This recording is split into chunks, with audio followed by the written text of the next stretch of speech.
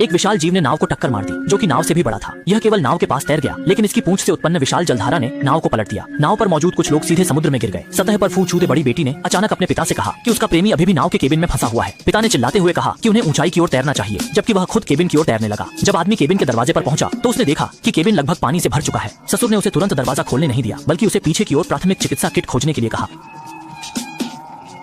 इस समय दोनों बेटियां बहुत आज्ञाकारी थीं और पहले से ही पलटी हुई नाव पर चढ़ गई थीं। दरवाजा तुरंत खोलने की अनुमति नहीं दी गई, क्योंकि पहले का दबाव बहुत बड़ा था और अब समुद्र का पानी पूरे दरवाजे को डुबो चुका था। युवक तुरंत पानी में डूब गया और एक लात से दरवाजा खोल दिया, लेकिन जैसे ही युवक केबिन से बाहर निकला, नाव पूरी तरह पलट गई। आश्चर्य की बात यह है कि नाव का मस्तूल युवक से टकरा गया। समुद्र के तल में उसने उस विशाल जीव को धुंधला देखा। दोनों लड़कियां नाव के नीचे मजबूती से पकड़कर बच गईं। फिर उन्होंने अपने रिश्तेदारों को खोजने के लिए मदद के लिए चिल्लाना शुरू किया। जॉस्टन चोटी।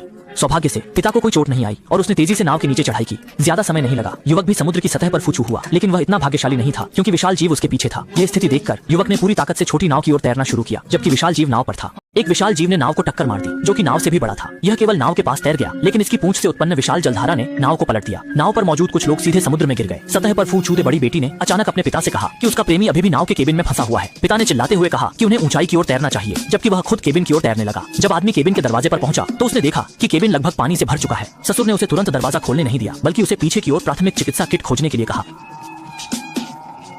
इस समय दोनों बेटियां बहुत आज्ञाकारी थीं और पहले से ही पलटी हुई नाव पर चढ़ गई थीं। दरवाजा तुरंत खोलने की अनुमति नहीं दी गई, क्योंकि पहले का दबाव बहुत बड़ा था और अब समुद्र का पानी पूरे दरवाजे को डुबो चुका था। युवक तुरंत पानी में डूब गया और एक लात से दरवाजा खोल दिया, लेकिन जैसे ही युवक केबिन से बाहर निकला, नाव पूरी तरह पलट गई। आश्चर्य की बात यह है कि नाव का मस्तूल युवक से टकरा गया। समुद्र के तल में उसने उस विशाल जीव को धुंधला देखा। दोनों लड़कियां नाव के नीचे मजबूती से पकड़कर बच गईं। फिर उन्होंने अपने रिश्तेदारों को खोजने के लिए मदद के लिए चिल्लाना शुरू किया। जॉस्टन चोटी।